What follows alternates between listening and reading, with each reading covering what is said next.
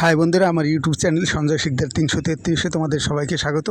আজ আমি নিয়ে এসেছি বিভিন্ন প্রজাতির বিভিন্ন কালারের ফুল গাছের ভিডিও তোমাদের ভালো লাগার মতো।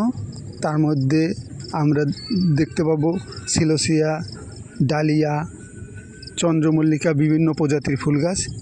সত্যি ভীষণ ভালো লাগার মতন। প্রতিটা ফুল গাছ এত সুন্দরভাবে তৈরি করা হয়েছে যে দেখলে মন ভরে যাওয়ার মতো।